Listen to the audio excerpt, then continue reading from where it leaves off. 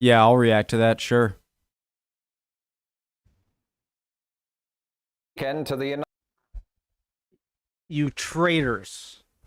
Well, actually, I guess we were the traitors. Okay.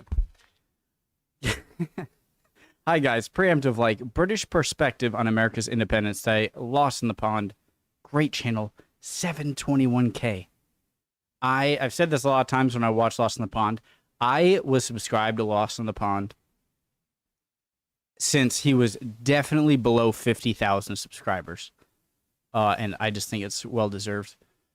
Let's go. The original link to the video, top of the description. My name's Connor if you're new. Hope everyone's doing well. Let's see. The perspective. I'm also going to watch a video on what the British are taught about the American Revolution. And I think to a lot of Americans, ignorantly so, think like, we're such an important country now, right? Whether you like us or hate us or whatever, we think like, oh, you kind of got to deal with us and look at our politics a bit because it'll affect a lot of countries. But I think we have the tendency to think that history started in, 1776. And we don't realize that even Britain, which, American independence is independence from Britain. It's about that. And anywhere in Europe, there were much more significant things. A few years later, the French Revolution happening, which just on a importance level is just so much higher up. And just the implications and the American Revolution, at least to the British, is, I'm sure, just seen as, a uprising in one of your many colonies. I don't even think an extremely lucrative one. I know the Caribbean colonies, growing sugarcane and whatnot, I believe were more lucrative to the British. And so I'm sure that's what it was. It was just, uprising in one of your many colonies. And, yeah. So, let's watch. United States of America, who I must confess doesn't look a day over 200.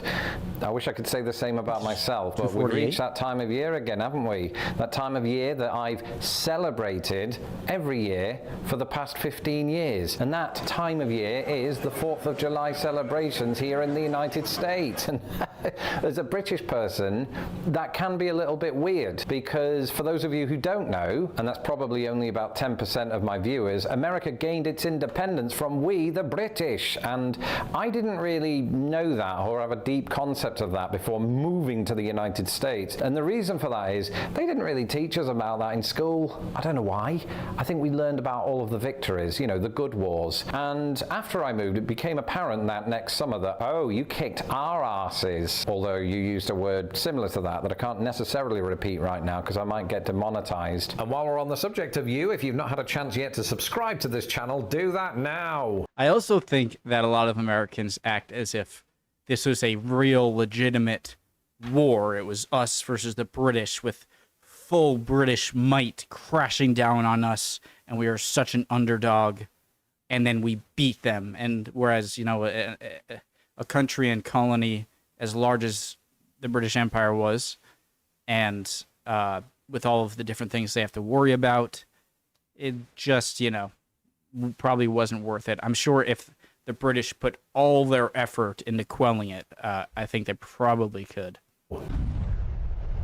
And how did I find this out? Through several uncles of my American wife's who just thought it'd be funny on the 4th of July to say, ha! How does it feel to know that your grandfather surrendered at Yorktown? No, wait, that's 3-year Letterman. How does it feel to know that you lost and we became the richest nation on the planet? I think I just sort of nodded and went, oh yeah, this is adorable. And then I thought about it and I was like, well, I wasn't even alive in 1776, and it seems that us Brits and us Americans have this special relationship now. I think we can let bygones be bygones, but I think they still think they've won. The uncles, not America. America did win. America won the War of Independence. These uncles, I think they go home every 4th of July and think, yes, I downed 3 beers, had a plate of chicken wings, and put that Brit in his place. And do you know what? Whatever, because those same uncles love the Beatles. We invaded you in the 60s, and you all lapped it up like it was some kind of ice cream. And in 1812. So in many ways, being British on the 4th of July is at least a little bit predictable, much like the parades that I attend each year in central Indiana, where myself and a number of Hoosiers park our chairs by the side of the road, and no prizes for guessing who gets sunburned the quickest. Now that's partly because I'm the one who's usually pushed out of the awning by my wife's cousin Chad, but it's also because I'm British, and I think subconsciously my wife's cousin Chad is thinking that when he gives me that slight nudge. I don't think it's even subconscious, I think he's doing it on purpose. And then, of course, the victors like to remind... That was a joke. I'm not brainwashed, and that was a, like, instinct. Well, sort of was. Me of my place in all of this by putting up lots of American flags. Please excuse this. This was my producer's idea. We don't have a flagpole, and we are decorating in the studio at the minute. But at my first celebration, I thought, ooh, I could inject a little bit of banter into the proceedings. So I brought my own, and it was hilarious. I need a Chainsaw Union. Jim saw it, and I need a Union Jack flag and an England flag. George Cross. And then I have my Rhode Island flag, and then I could have the British flag, the Rhode Island flag, the American flag, and the England flag. I haven't brought it since, because Chainsaw Jim is the sort of uncle who has 1776 written on the side of his toolbox. You don't mess with that toolbox, is what I've learned. And so now, after 15 years, I've learned to treat the day with the respect that it deserves. After all, they do have a saying here, the 4th of July is as American as apple pie. So long as you remember that apple pie originated in England and the 4th of July is... That was a disappointing written thing in the UK date format. And actually, in an unexpected turn of events, this now feels more appropriate than anybody ever anticipated. Imagine for a moment you could travel back in time. You set the time circuits on and head back to Independence Hall, July the 4th, 1776. Actually, some point in August, but people aren't ready for that conversation. The founding fathers are there. John Adams, Thomas Jefferson, the other ones. They've just signed one of the most important... John Jay. Hancock?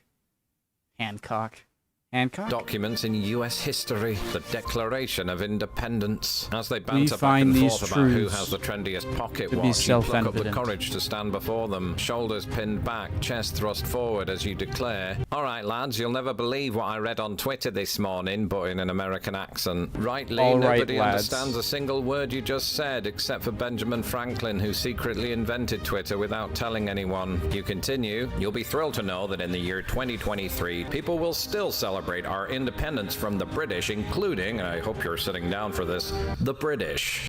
Guys, I was very close to saying earlier in the video, I've never heard a Lawrence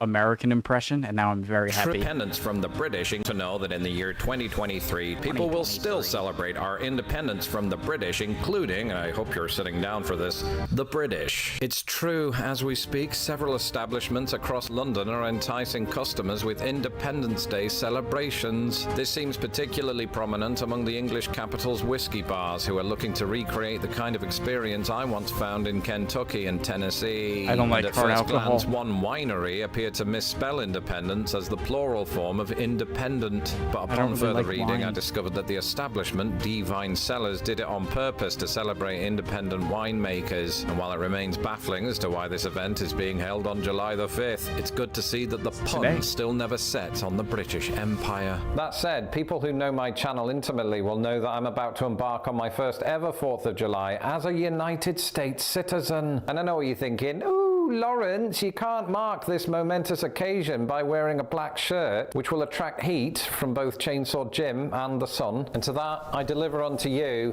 Mr. George Washington, wearing cool shades, chowing down on a hot dog. This is the second time this year you've made me do that. Where are you going? I think that... Classic American food. Sausage roll. Hamburger, pizza. Chinese food. Well, it's Chinese, but Chinese food, Chinese food in America, tacos, coffee. I swear to God, guys, I don't get upset at any comments. I want criticism, right?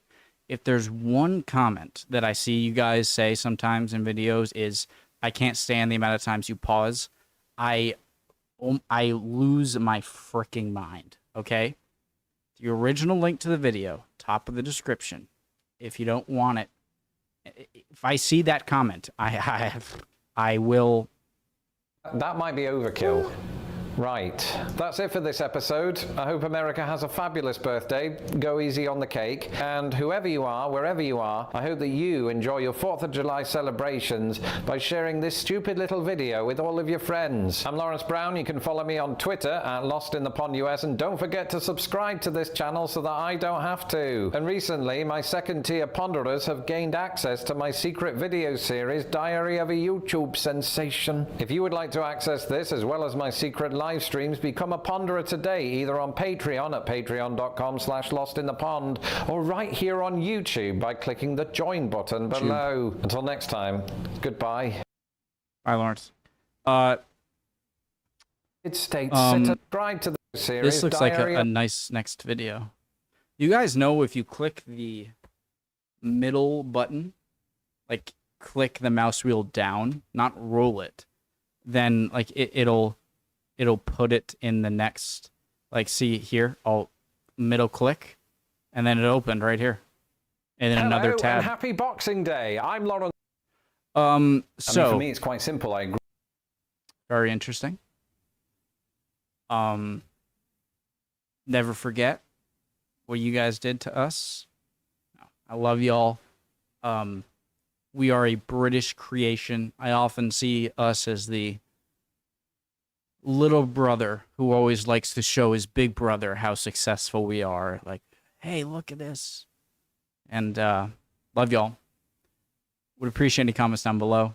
And unless, no, except one comment, you saying I pause too much, which I will freaking... Bye, guys.